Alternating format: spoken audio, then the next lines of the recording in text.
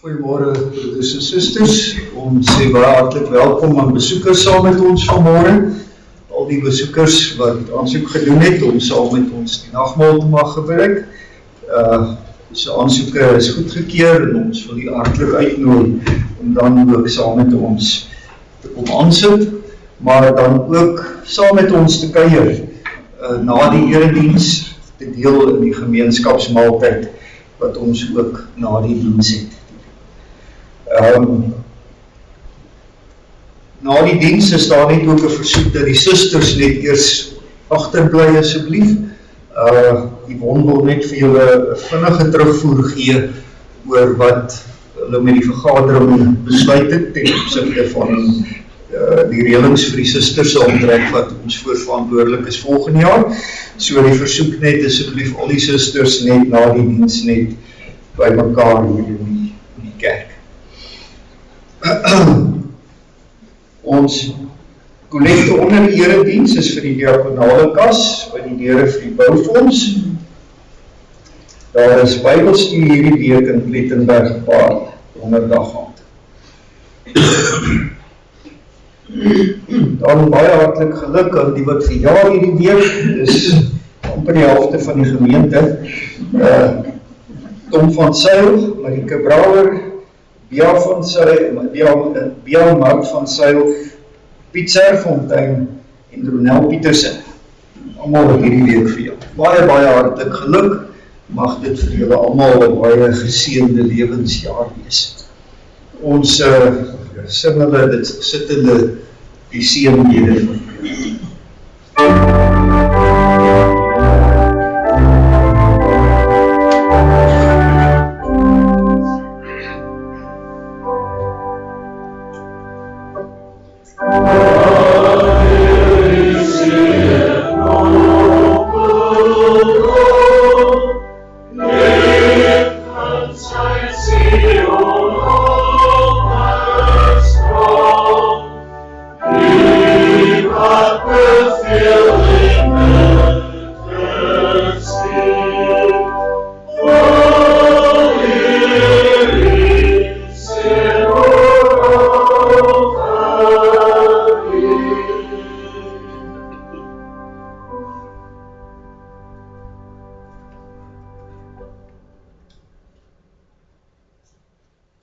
die kerklike jaar vier ons vandag Pinkster, die uitstorting van die Heilige Gees. Die Gees wat die lewe werk. Die Gees wat dit wat Christus verwerf het in ons werklikheid maak. In Efesiërs 2 lees ons, julle was dood deur die oortredings en sondes waarin julle van tevore geleef het. Volgens die bose lewenswyse van hierdie bedeling, volgens die heerser oor die mag van die lig, die heerser van die gees wat nou aan die werk is onder die seuns van die ongehoorsaamheid.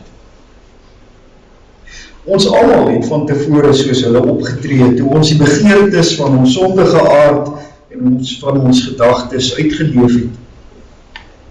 Ook ons, soos al die ander, was van nature kinders bestem vir die oordeel.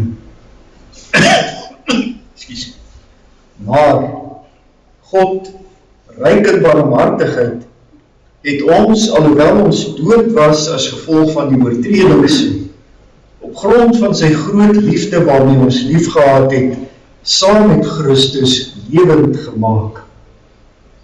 Uit genade is julle verlos. Ja, hy het ons in Christus Jesus saam opgewek en saam laat sit in die hemel, sodat in die tye wat kom bewys kan lewer van die alles oortreffende rykdom van sy genade, deur sy goedheid aan ons in Christus Jesus. Want uit genade is julle verlos, deur geloof, en juist dit kom nie uit julle self nie, dit is die gawe van God. Dit kom nie uit eie werke nie, sodat niemand op iets mag roem nie. Ons is immer sy maaksels, geskep in Christus Jesus, om goeie werke wat God voorberei het te doen, en daarvolgens te leef. En dit alles is moontlik deur die werking van die Gees in ons lewens. Maar dit is baie belangrik, as ons wil werklik dit bly verstaan, en dan ook die belangrikheid van die nagmaal, dat ons onthou waar dit begin. Ons was uit onsself dood. En daarom wat die tradisionele nagmaalformulier ook begin met die eerste punt van selfondersoek. Besef ek my sonde en ellende. Ons moet nadink oor ons sonde en vervloeking, en ons met diepe berou hieroor voor God verootmoedig. Psalm 51 is so 'n verootmoedigingspsalm. Opmerklik ook hoe dat in hierdie psalm Dawid nie net bid om die vergewing van sy skuld, en hoe dat hy skuldig gestaan het van sy geboorte af, maar dat God daarom ook nie sy gees van hom moet wegneem nie, maar hom moet herskep. Kom ons sing vers 2 en vers 4 van die tweede beruiming van Psalm 51.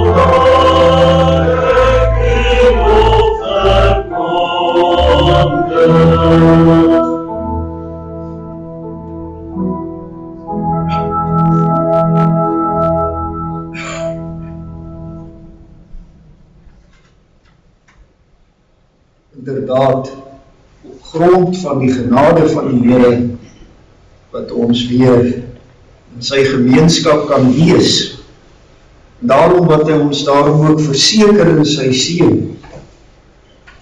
genade vir julle, en vrede van God ons Vader, en ons Here Jesus Christus, in die kragtige gemeenskap van die Heilige Gees.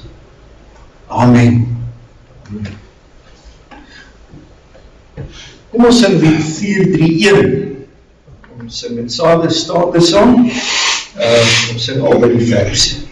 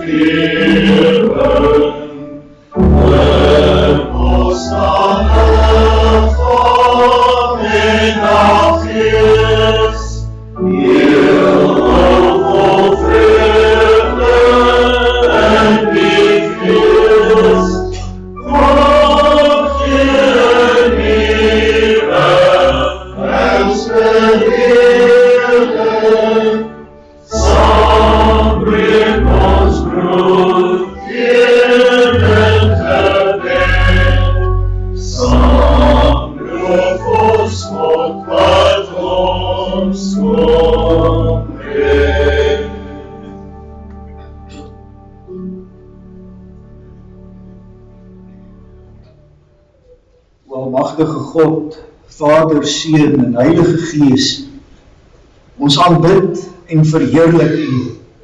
Ons bring aan U die lof, die eer, die heerlikheid. Ons dank U dat ons wat in sonde dood was, lewend hier voor U kan staan. U kan aanbid, U kan verheerlik, ons wat nie wou nie, van wie ons sondige aard inderdaad wil, saam wees, saam aanbid. Ons dank U vir die werking van U Gees in ons harte. En ons bid, Here, seën ons en ons saam wees, lei ons met U woord, met U Gees.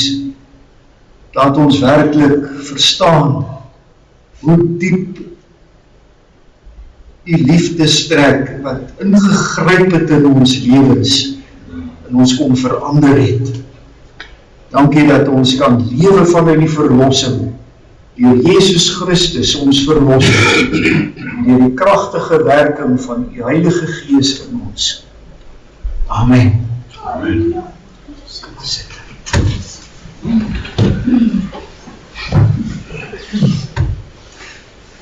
Ons is ook besig om 'n bietjie te kyk na die toepassing van die Ou Testamentiese reëlings en wette wat daar gegee is.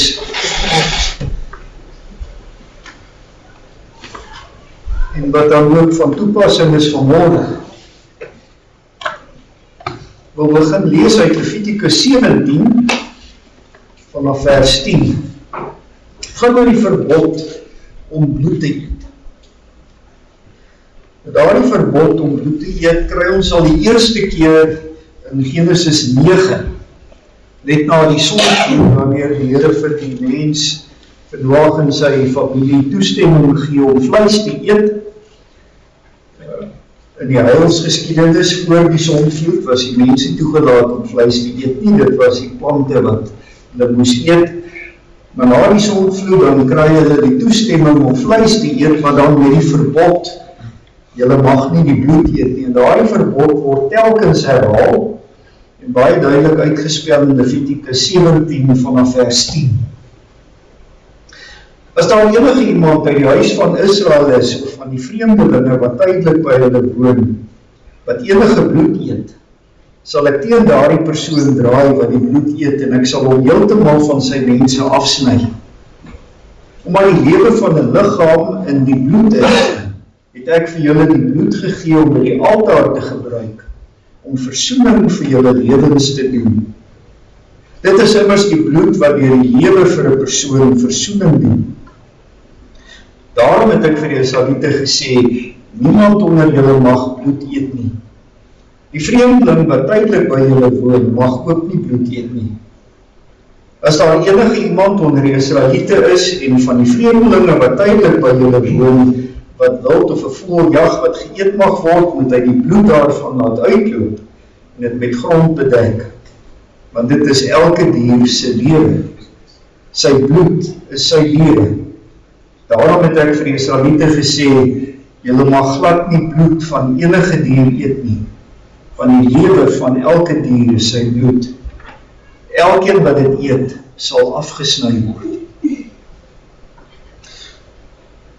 En dan bly ons na die Nuwe Testament. Daar wil ek uit 3 gedeeltes, net 'n paar versies. Matteus 26. Matteus 26 vers 27.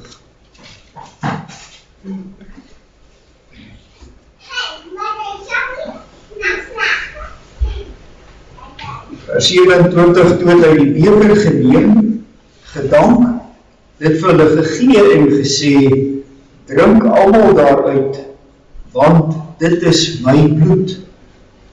Die bloed van die verbond, wat vir baie uitgegiet word, tot vergewing van sondes. Johannes 6.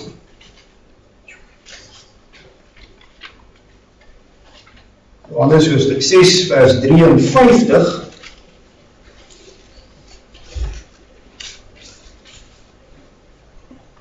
Daarop sê Jesus vir hulle, amen, amen, ek sê vir julle, as julle nie die liggaam van die seun van die mens eet, en sy bloed drink nie, het julle geen lewe in julle nie. Wie my liggaam eet en my bloed drink, het die ewige lewe, en ek sal hom op die laaste dag laat opstaan, want my liggaam is ware voedsel, en my bloed is ware drank. Wie my liggaam eet en my bloed drink, bly in my en ek in hom, soos die lewende Vader my gestuur het, en ek deur die Vader leef, so sal die een wat my eet ook deur my leef. Dit is die brood wat uit die hemel neergedaal het, nie soos die manna wat die vaders geëet het en nogtans gesterf het nie. Wie hierdie brood eet, sal vir ewig leef. En dan uit die volgende hoofstuk, Johannes 7, vers 37.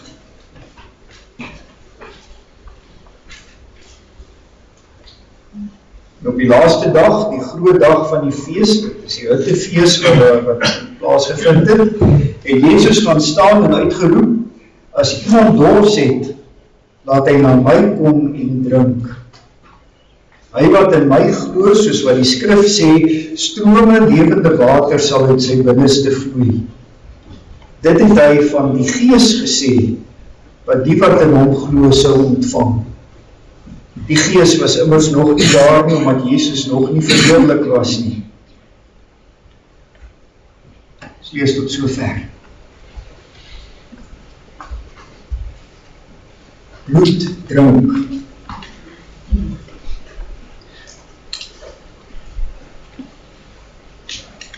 Dit is iets wat deur die geskiedenis in baie kulture al gebeur het.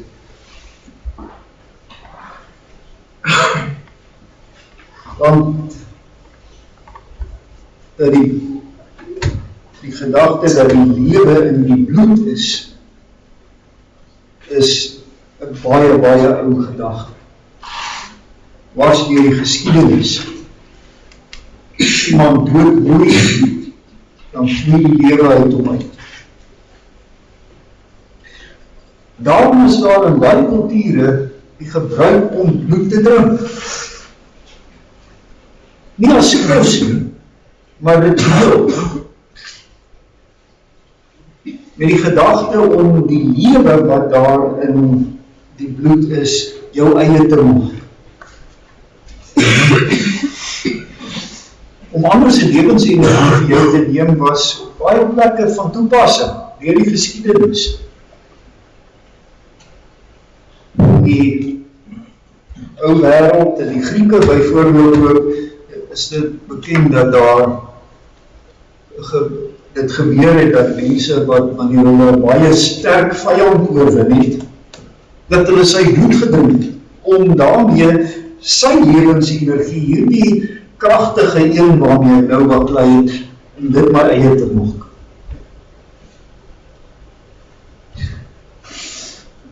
Ons worstel met die dood. Die mens probeer om lewe te kry. Dit is nie altyd op die letterlike manier wat dit gebeur nie, maar dit is so dat mense ander se lewensenergie wil probeer opsloop, omdat hulle self wil lewe.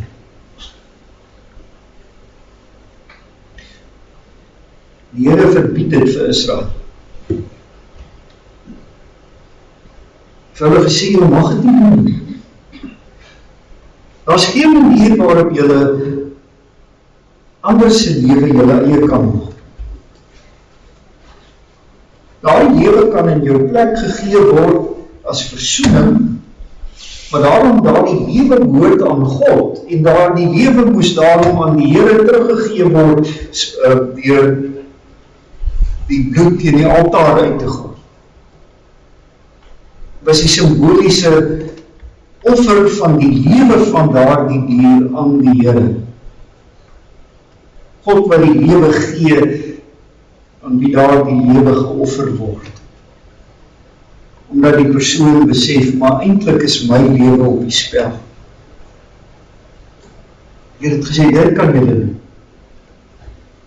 Julle kan offer en die bloed teen die altaar gooi, maar julle mag nie daar die lewe probeer self vir julle self neem nie. Dit is God wat die lewe gee.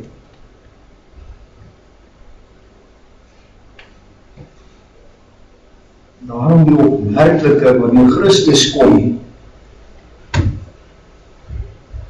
Ons kon Johannes 16 verder gelees het, want daar was geweldige walging by die Jode toe hy vir hulle in Johannes 6 sê, julle moet my liggaam eet en my bloed drink.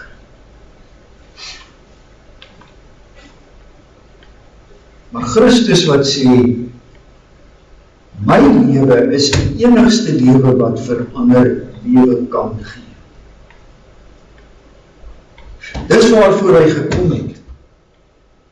Om ons te verlos en nie net om versoening te bring nie, maar sodat ons deur hom die ware lewe kan hê. Daarom die klem op daarop, die wat in my glo, het die ewige lewe, die ware lewe. Teen alles in, kom Christus en hy sê, hier is my bloed. Drink dit. Put uit my die lewe. Dit is die enigste manier waarop jy kan lewe. Hoe doen ons dit?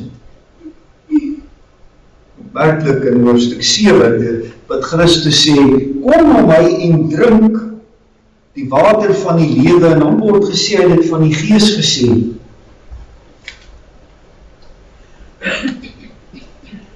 Christus werk die lewe in ons deur die Gees. Daarom wat dit ook so belangrik is, nie net saam met die nagmaal nie, maar ook vanmôre wat ons Pinkster. Dis deur die Heilige Gees wat God daardie lewe in my werk.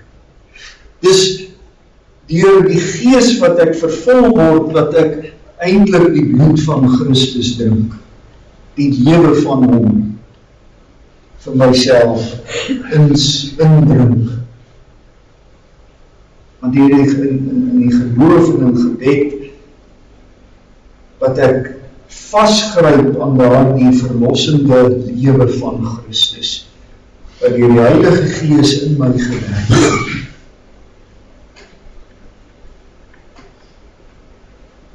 Daarom, ons het ook belei in die katekismus, waarom is die gebed vir die Christen nodig? Want God gee sy genade en sy Heilige Gees slegs aan die wat hom sonder ophou daarvoor dank. Ja, die Here werk deur sy Gees in my, hy werk die geloof in my, maar ek moet soos 'n dorstige ook biddend drink. Dit my eie maak. In die gebed dit vasgryp om met daardie krag elke dag te kan lewe. Nie net aan die tafel wanneer ek die wyn neem as 'n teken van hoe dat Christus se bloed my voed nie. En elke dag van my lewe, deur die lewe wat ek het in die Gees, in afhanklikheid van God, met my hand aan die Here. Hoe werk die Gees? Ons kan ander gedeeltes weer daarvoor lees op, maar die Gees wat ook werk deur die woord. Een van die ander maniere waarop ek die gebed, maar ook die woord waarmee ek besig is, om dit op te slurp. Terwyl dit baie meer die woord in verband gebring word met die brood van die lewe. Maar die brood en die wyn en die brood en die bloed gaan met mekaar saam, die liggaam en die bloed van Christus, onlosmaaklik.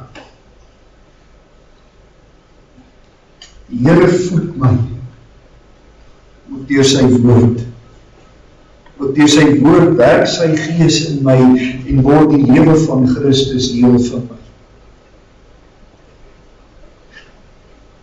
Daarom wat hy vir ons die tekens gee ook, om gereeld te gebruik. Want dit is nie net wanneer ek dit gebruik wat ek die gemeenskap met Christus het. Dit is 'n teken van dit wat elke dag moet wees, elke oomblik moet wees in my lewe. Dat ek my lewe laat voed en laaf deur die liggaam en die bloed van ons Here Jesus Christus. Dat ek besef, ek was in die sonde dood, en ek was verlore, maar God het my lewend gemaak, deur die verlossing in Christus, deur sy werk, deur sy Heilige Gees, en die enigste manier om te bly lewe is in afhanklikheid van God, om met hom saam te leef, biddend, en met die woord van die Here, sodat ek elke dag gevoed is, elke dag my dors geles is. Want hy alleen is die ware voedsel, die ware drank van die ewige lewe. Ons vanmôre ook weer opnuut dit vasmaak aan die tafel van die Here, om daarmee elke dag te lewe. Amen. As ons dit regtig verstaan, dan moet ons die vaste belofte van God glo, dat al ons sondes alleen op grond van die soenverdienste van Christus vergewe is, en dat sy volkome geregtigheid ons toegereken en geskenk is. Daarom gaan ons saam ons geloof bely, ons gaan dit doen met die belydenis van Nicea, en dan gaan ons sing nog een van die liedere wat verband hou met die werking van die Gees, gemik is op die Heilige Gees, lied 434, wat ons dan in aansluiting by ons belydenis sing. Kom ons staan as ons geloof bely.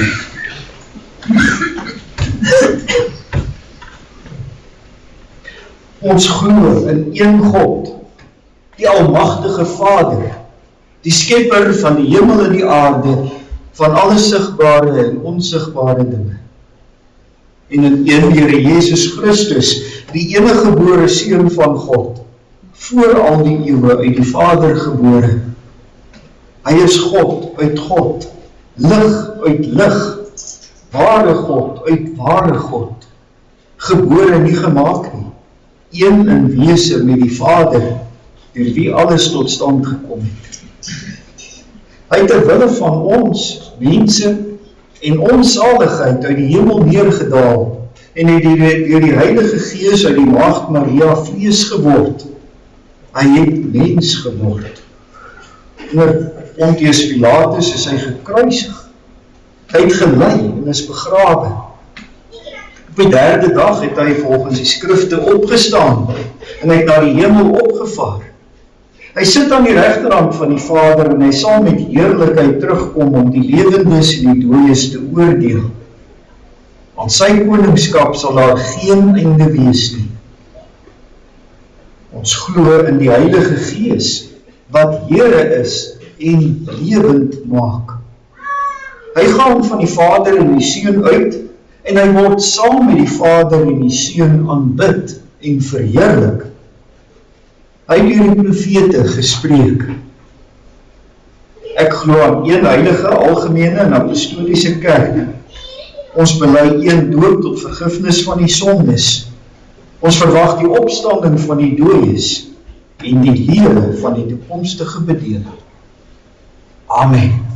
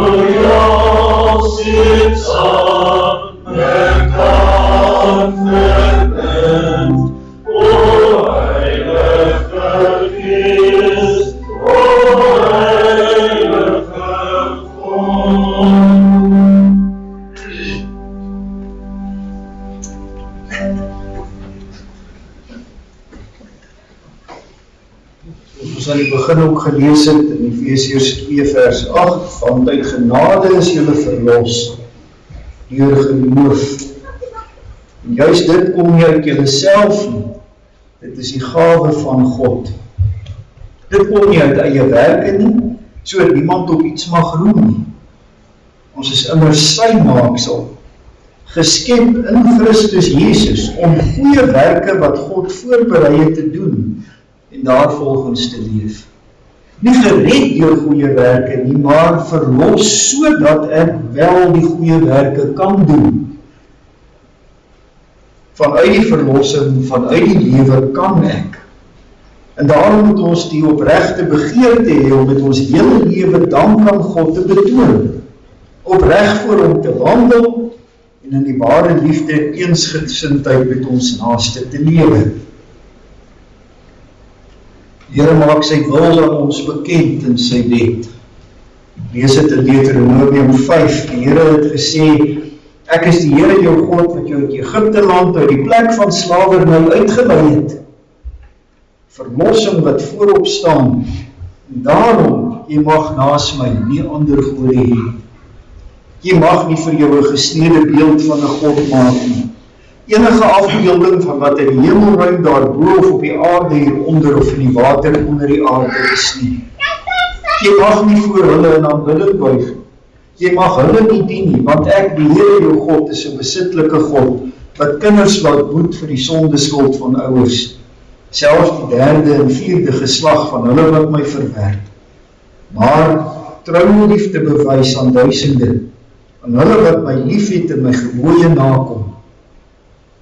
Jy mag die naam van die Here jou God nie misbruik nie, want die Here sal hulle wat sy naam misbruik nie ongestraf laat. Hou die Sabbatdag heilig soos die Here jou God jou beveel het. 6 dae moet jy werk en alles doen wat jy moet, maar die 7de dag is 'n Sabbat ter ere van die Here jou God. Jy mag geen werk doen nie, jy, jou seun, jou dogter, jou slaaf, jou slavin, jou bees, jou donkie of enige van jou diere nie, en ook nie jou vreemdeling wat by jou is nie, sodat jou slaaf en jou slavin kan rus soos jy. Jy moet onthou dat jy ook 'n slaaf was in Egipte land, en dat die Here jou God met 'n sterk hand en uitgestrekte arm jou daar uitgelei het. Daarom het die Here jou God jou beveel om die Sabbatdag te vier. Behandel jou vader en jou moeder met eerbied, soos die Here jou God jou beveel het, sodat jy lang kan leef en sodat dit met jou goed kan gaan op die grond wat die Here jou God vir jou gaan gee. Jy mag nie moord pleeg nie, jy mag nie egbreuk pleeg nie, jy mag nie steel nie, jy mag nie vals getuig teen jou naaste nie, jy mag nie jou naaste se vrou begeer nie, jy mag nie jou naaste se huis begeer nie, ook nie sy saaigrond, sy slaaf, sy slavin, sy bees of sy donkie, of enigiets wat aan jou naaste behoort. Hierdie dinge wat ons alleen kan doen vanuit die verlossing, omdat die Here ons lief gemaak het. En ons sing ook dan van hierdie profesie wat hy waargemaak het in Christus en in die werk van die Gees, Skrifpreiling 8:1, uit Esegiel bereik. 8:1, ons sing albei die verse sit in die sang.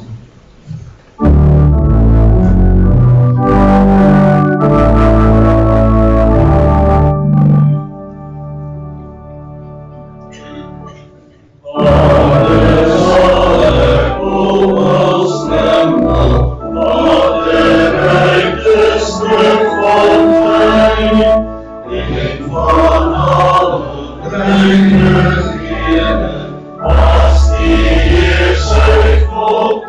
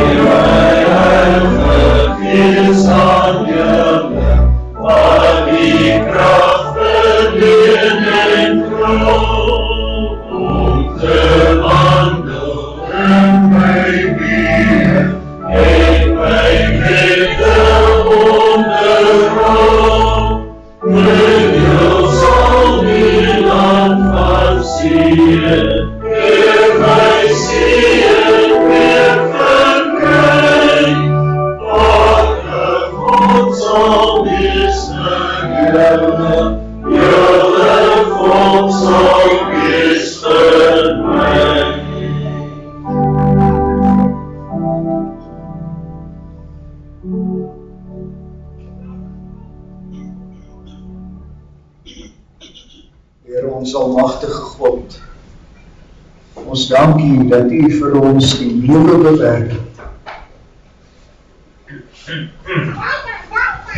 Dat U ons verlos het, dat ons al hierdie dinge kon bely, juis vanuit U verlossende genade. Wanneer ons oorgaan tot die sakrament, o Here, lei ons om werklik te verstaan wat U vir ons afteken, wat elke dag deel van ons lewe moet wees. Dat ons daarin sal lewe. In die naam van ons Here Jesus Christus bid ons. Amen. Ek lees die formulier met die aksent op Calvin vanmôre. Gemeente van ons Here Jesus Christus, die nagmaal is deur ons Verlosser self ingestel. Ons lees toe die tyd was, het Jezus aan tafel gegaan en die apostel saam met hom. Hy sê toe vir hulle, ek het baie daarna uitgesien om hierdie paasmaaltyd saam met julle te eet voordat ek ly. Ek sê vir julle, ek sal dit nie weer eet voordat dit in die koninkryk van God sy volle betekenis gekry het nie. Daarna neem hy 'n beker, spreek die dankgebed uit en sê, neem dit en gee dit vir mekaar aan. Ek sê vir julle, ek sal van nou af nie weer wyn drink voordat dit die koninkryk van God gekom het nie. Toe neem hy brood, spreek die dankgebed uit, breek dit en gee dit vir hulle met die woorde, dit is my liggaam wat vir julle gegee word. Gebruik dit tot my gedagtenis. Met die beker na die maaltyd het hy net so gemaak en gesê, hierdie beker is die nuwe verbond, beseël deur my bloed, wat vir julle vergiet word. In gehoorsaamheid aan die woorde van Christus, gebruik dit tot my gedagtenis. Herdenk ons met die gebruik van die nagmaal, dat Jesus Christus ooreenkomstig God se belofte deur die Vader na hierdie wêreld gestuur is. Die Here Jesus het homself as 'n offer gegee vir ons wat sondaars is. Met blydskap bely ons dat ons lewe in sy dood berus. Ons dank ons getroue Heiland wat as goeie herder sy lewe vir sy skape afgelê het en verbly ons in die goddelike geheimenis. As mens het Jesus in die wêreld gekom. Deur die Gees is bevestig dat die reg aan sy kant is. Aan die engele het hy verskyn, aan die heidene nasies is hy verkondig, in die hele wêreld is hy geglo, en in heerlikheid is hy opgeneem. Aanhaling van 1 Timoteus 3 vers 16. Die groot geskenk van God se genade in Christus spoor ons aan om vanweë ons sonde 'n afkeer in onsself te hê en ons voor God te verootmoedig. Met blydskap en dankbaarheid gryp ons vas aan die versekering dat al ons sondes vergewe is op grond van die lyde en sterwe van Jesus Christus, ons Here en Heiland. Sy volkome geregtigheid is ons toegereken en geskenk. Ons kom daarom met ons hande uitgestrek na die oorvloedige Gewer, as siekes na die geneesheer, as sondaars na die werker van geregtigheid, as dooies na hom wat lewend maak. Christus is die enigste voedsel van ons siele. Daarom nooi die Hemelse Vader ons uit om deur deelname aan die nagmaal aan hom verkoop te word en nuwe krag uit hom te put, totdat ons die hemelse onsterflikheid bereik. Die onmiskenbare tekens en seels van brood en wyn verseker ons van Christus se hartlike liefde en trou. Ons kan weet dat hy in ons alles werk wat in die tekens aan ons voorgehou word. En dat hy inderdaad vir ons die brood van die lewe is. Die seëninge van die nagmaal word net so seker aan ons gegee, asof ons Christus self in die nagmaal sien en aanraak. Die brood en wyn betuig en beseël aan ons dat Christus sy lewe in die nagmaal in ons voorgee, asof dit in murg en been indring. Wanneer die brood as teken aan ons gegee word, moet ons dadelik aan die ooreenkoms dink, soos die brood die lewe van ons liggaam voed, onderhou en beskerm, soos die liggaam van Christus die enigste voedsel om ons siele te voed en lewendig te maak. Wanneer die wyn as teken van die bloed van Christus aan ons voorgesit word, moet ons onthou dat die bloed van Christus ons koester, verkoop, versterk en met blydskap vul. Dit doen Christus nie deur blote teken aan ons voor te hou nie, maar hy volbring dit deur die Gees wat hy beloof. Deur die Gees laat Christus ons in sy gemeenskap lewe, sodat ons met die apostel mag sê, ek is saam met Christus gekruisig, en nou is dit nie meer ek wat lewe nie, maar Christus wat in my lewe. Hy maak van ons lote van aan hom, die hemelse wynstok, sodat ons vir hom vrugte kan dra. Deur dieselfde Gees verbind hy ons aan mekaar in egte liefde as lede van een liggaam. Want dit is immers aan tafel saam met Christus waar sy bevel tot ons kom. Dit is my opdrag, julle mekaar lief hê, soos ek julle lief het. Soos brood saamgestel is uit baie korrels wat so met mekaar vermeng is, dat die een nie van die ander onderskei kan word nie, so betaam dit ons om so eensgesind en verbind aan mekaar te wees, dat daar geen tweedrag of skeiding onder ons mag voorkom nie. Jesus waarsku ons immers, elke koninkryk wat onderling verdeeld is, gaan te gronde.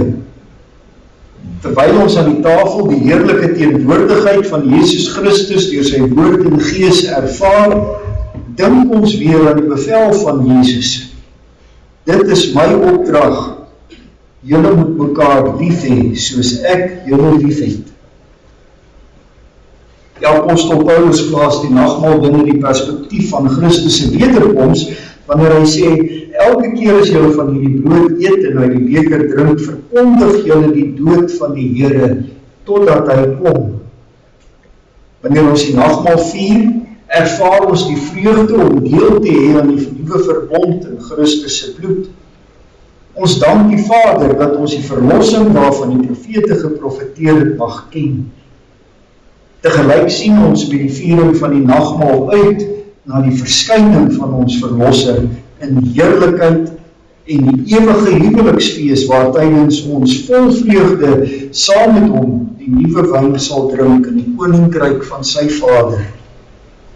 Met groot blydskap bid ons saam met God se kerk. Amen. Kom, Here Jesus.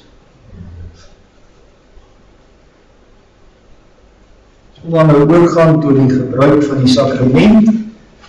Die voorbereiding daarvoor gaan aan u die brood en wyn uitgedeel word. Ons versoek dat as enige iemand wat die gemeenskaplike beker wil gebruik, dat jy asseblief aan die tafel kom sit, want in die banke gaan ons die brood en wyn uitdeel.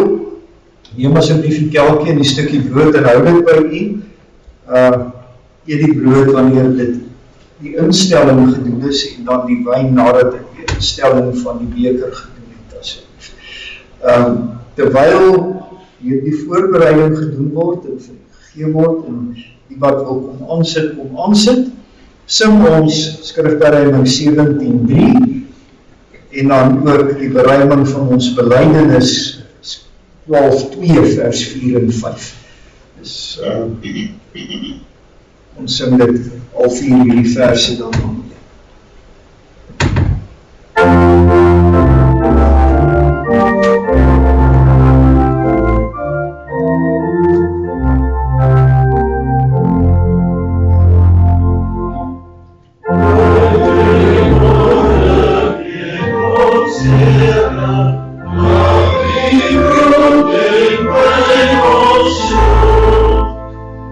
Also, that way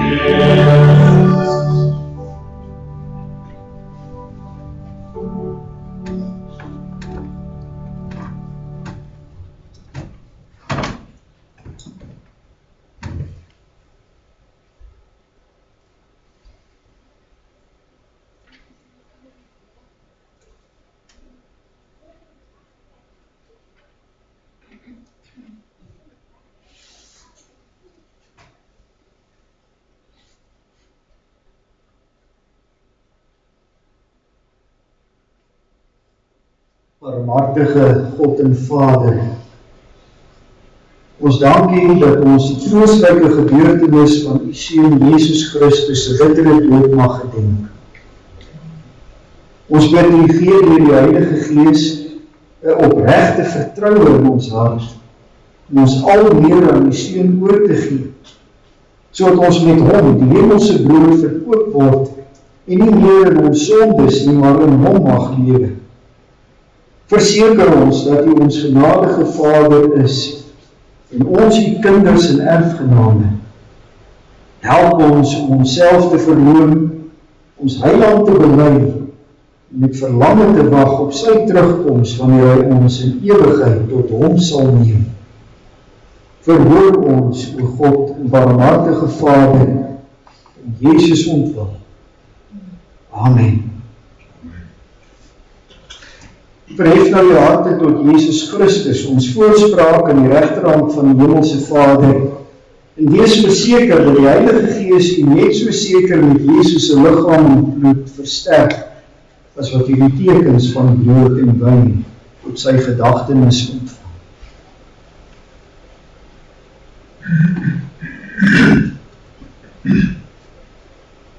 Die brood wat ons breek, is die gemeenskap met die liggaam van ons Here Jesus Christus. Neem, eet, dink daaraan en glo, dat die liggaam van ons Here Jesus Christus verbreek is tot 'n volkome versoening van al ons sondes.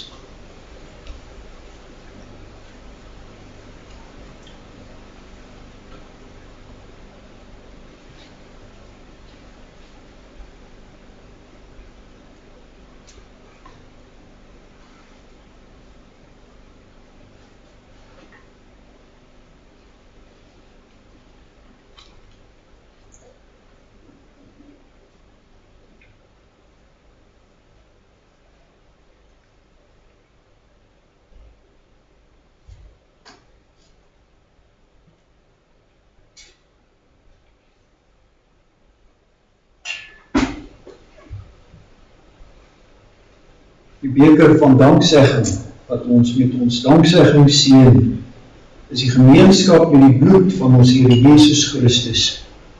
Drink almal daaruit, dink daaraan en glo, dat die bloed van ons Here Jesus Christus vergiet is, tot 'n volkome versoening van al ons sondes.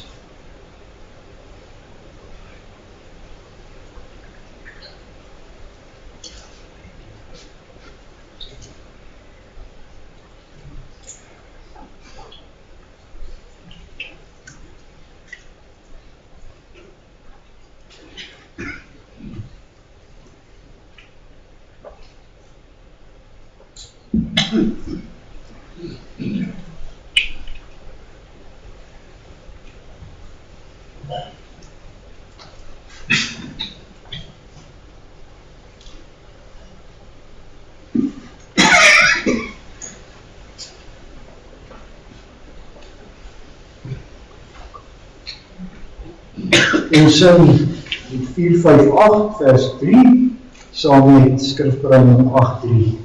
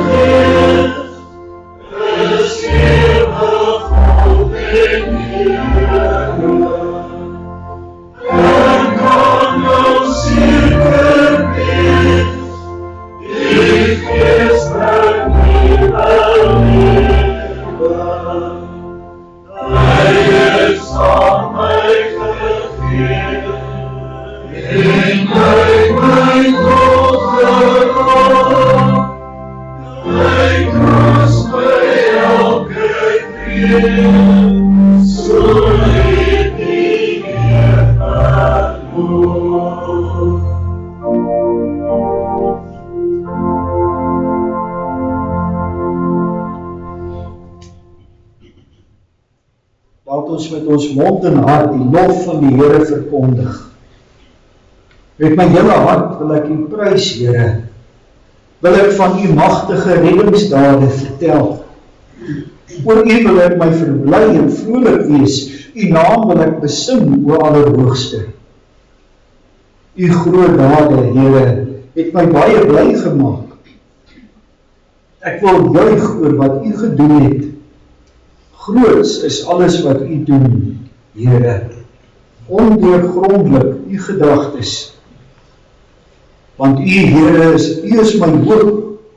Op U, Here, het ek van jongs af vertrou. U is my hulp van my geboorte af. Reeds voor ek in die wêreld gekom het U my beskerm. U loof ek gedurig deur. Sonder ophou sal ek van U verlossingswerk, van U reddingsdade bly praat, want hulle is meer as wat ek kan tel. Ek kom om U magtige dade te prys, Here my God. Die verlossingswerk wat net U kan doen. U verlossingswerk, o God, is oneindig groot. Groot is die dinge wat U gedoen het. Wees soos U, o God. Groot en wonderbaarlik is U dade, Here God, Almagtige. Reg en betroubaar is U optrede, Koning van die nasies. Wie sal U nie vrees nie, Here, en U naam nie verheerlik nie? U alleen is heilig. Aan U wat op die troon sit en aan die Lam behoort die lof en die eer en die heerlikheid en die krag tot in alle ewigheid. Amen. Amen. Here ons almagtige God, ja, ons loof en ons prys U met ons hele hart, met ons hele wese. Ons dank U dat U ons verseker van die lewe wat ons by U het, deur Jesus Christus ons verlosser, deur die kragtige werking van U Gees in ons lewe. Lei ons, Here, om dit werklik te verstaan elke dag en daarom voluit te lewe. Dat ons nie sal terugsak in die dood wat deel was van ons bestaan voor die verlossing. Maar dat ons die lewe sal leef wat U vir ons gegee het, voluit met oorgawe tot U eer, tot U verheerliking, dat almal kan sien die werk wat U in ons doen, en aan U die lof en die eer kan gee. Dankie, Here, dat ons U ons Vader kan noem, juist deur die verlossing. Maar U ons as die kinders aangeneem het. Dankie dat ons ook voor U kan kom met ons daaglikse nood en behoeftes, ons bekommernisse, met dit wat ons beleef in hierdie wêreld. Ons bid vir elke omstandigheid. Ons bid vir die wat siek is, die wat swaar kry, die wat beproef is op verskillende maniere, die wat in pyn is, die wat hartseer is, die wat bekommerd is. Here, U ken ons elkeen se hart.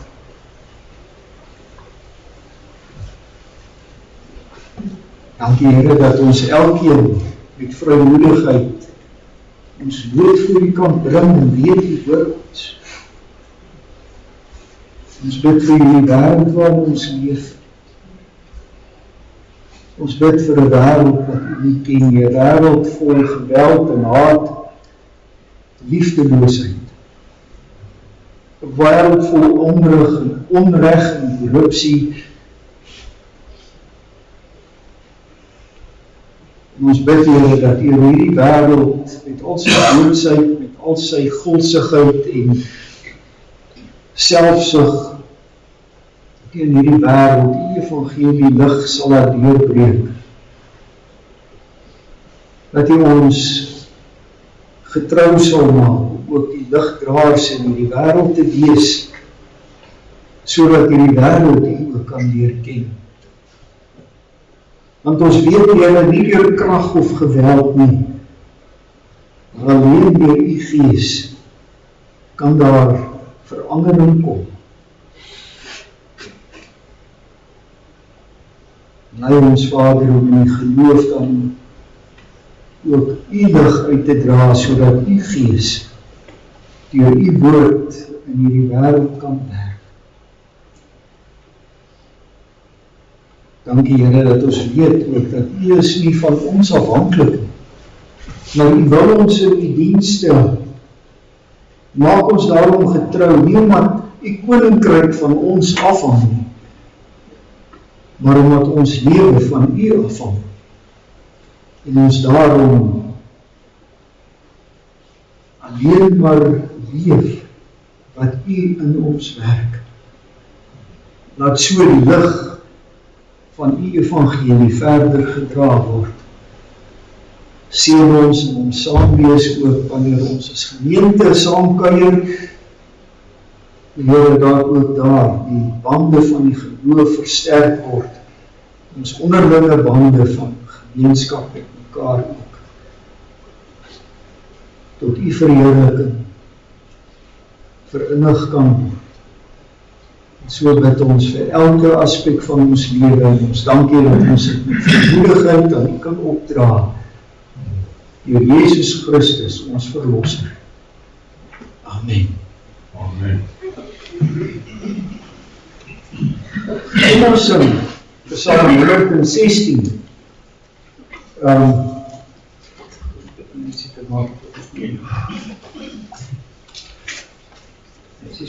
Ja, kom ons sing net nog in aansluiting by ons dankbaarheid. Psalm 116 vers 5, 7 en 9.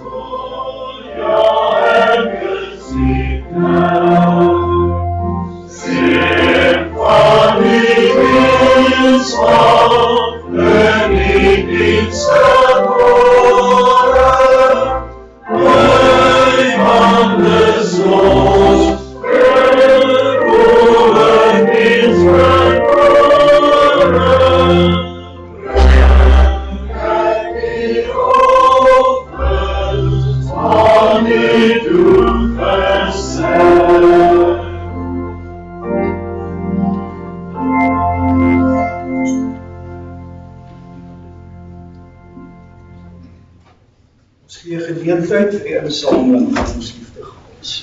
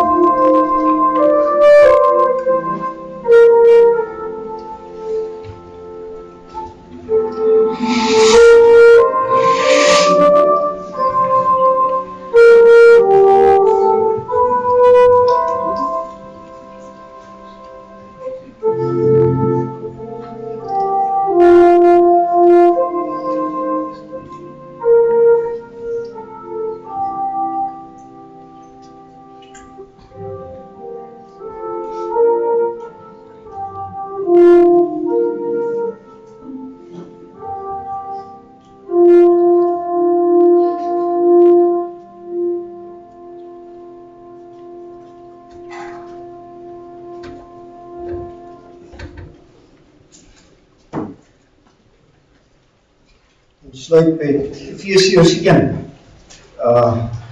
Bereiding daarvan, vers 2, 6 en 7.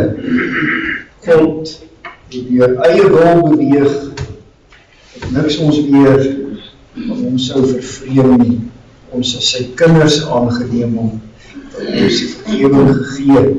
En nou gaan sy werk voort. Die boodskap word voortgedra en ons weet, alles is seker deur die verseëling van die Heilige Gees. Vers 2, 6 en 7.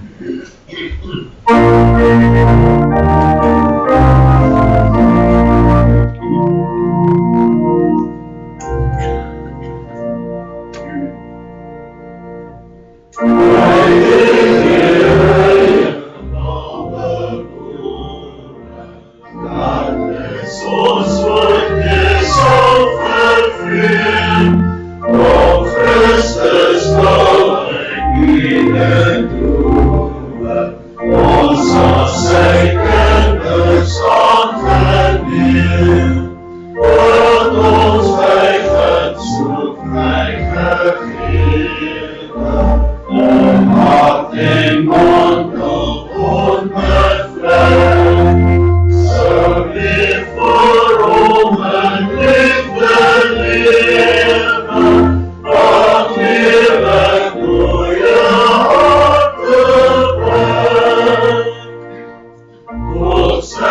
hier zijn dus nog vergeven, daarop behagen zonder, zodat bevrijd ons donker leven, zij lof daarop stijgt duizendvoud, verdoemen reine hart en woorden, van volk tot volk, van oor tot oor.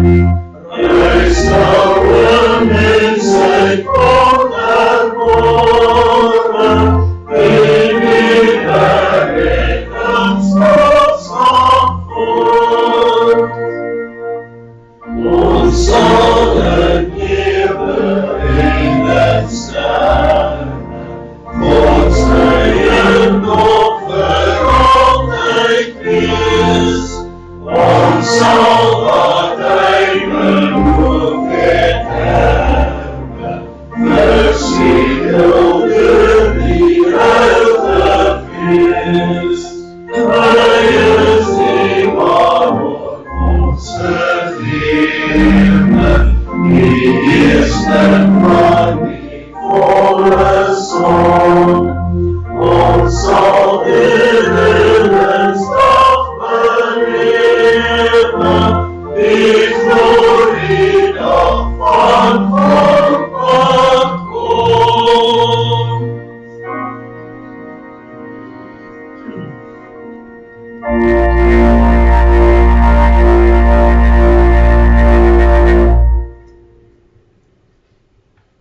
Die Here sal jou seën en jou beskerm.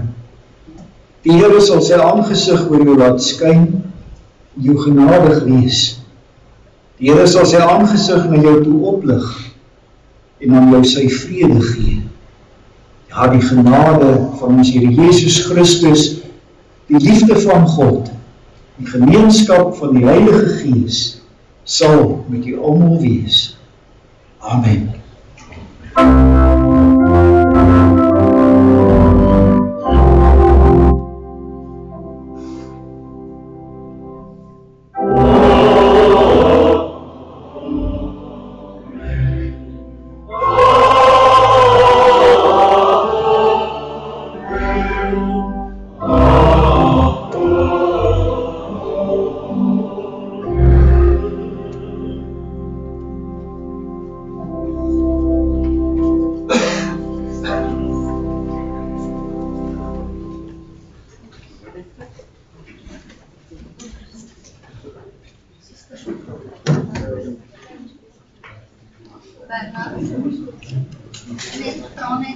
Kan jy die susters agterkry asseblief?